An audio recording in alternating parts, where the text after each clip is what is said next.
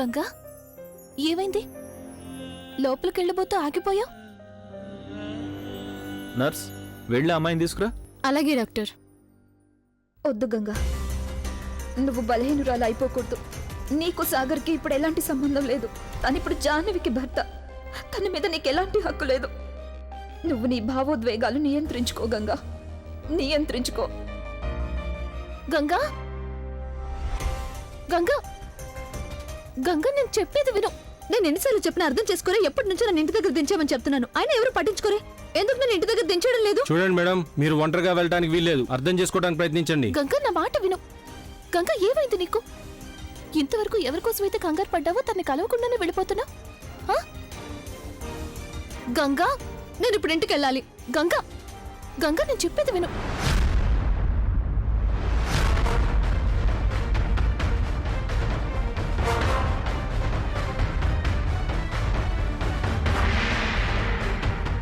నువ్వు ఇక్కడున్నావేంటి?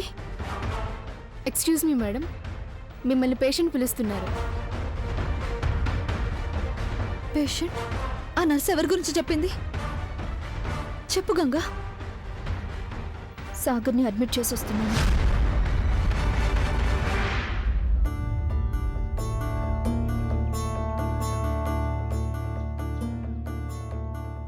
చిన్న వచ్చేసాడా? ఇదంతా ఏమిటి? ఎవరు కొట్టారు నిన్ను? ఏం జరిగింది? ఎవరు కొట్టారు మా చిన్నని? సాగర్, నువ్వు బానే ఉన్నావు కదా? I'm okay.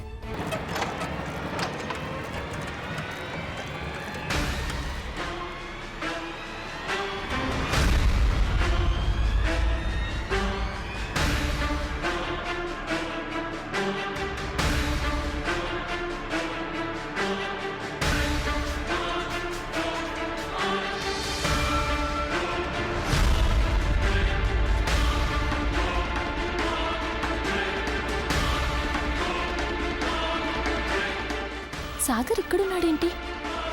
అంటే సాగర్ గంగ ఉండేది ఒకే ఇంట్లోనా? బహుశా గంగ ఏదో పెద్ద చిక్కులోనే ఉన్నట్టుంది.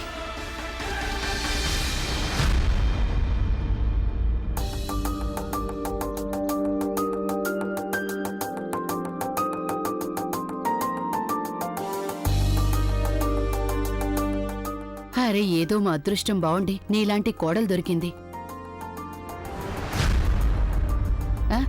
ఎలాగో మా చిన్నాని కాపాడి తెచ్చావు. పదండి, లోపలికి పదండి మీ ఇద్దరు.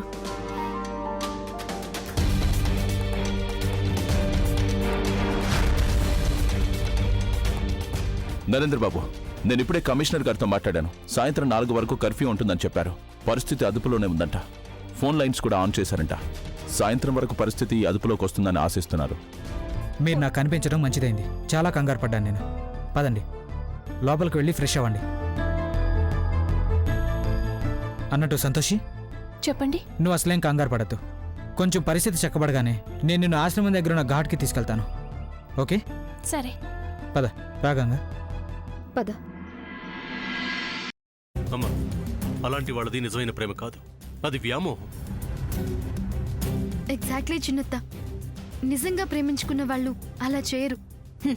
ఎంత మనసు విరిగిపోతే కన్న కూతుర్ని పట్టుకొని మా దృష్టిలో చచ్చిపోయా ఉంటుందా తల్లి? అది సరే అమ్మా, తన కూతురుతో తన మాట అనేటప్పుడు ఆమె మాటల్లో వ్యథ, కళ్ళల్లో బాధ గమనించావమ్మా? పెద్దబాబుకు బర్త్డే విషెస్ చెప్పు కూడా వెళ్ళాం కదా.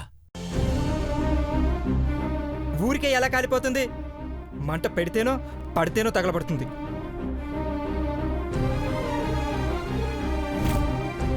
కరెక్ట్ చిన్నబాబు, నీకొచ్చినట్టే నాకు డౌట్ వచ్చింది.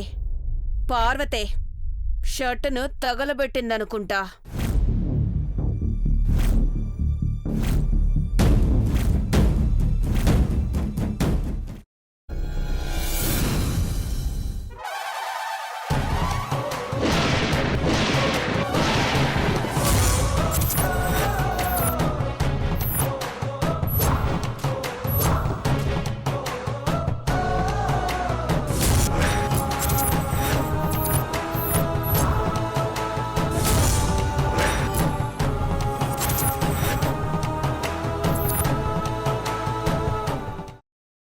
తర్వాత పొట్టు తీసేసి చాప్ చేసి పక్కన పెట్టుకోవాలి.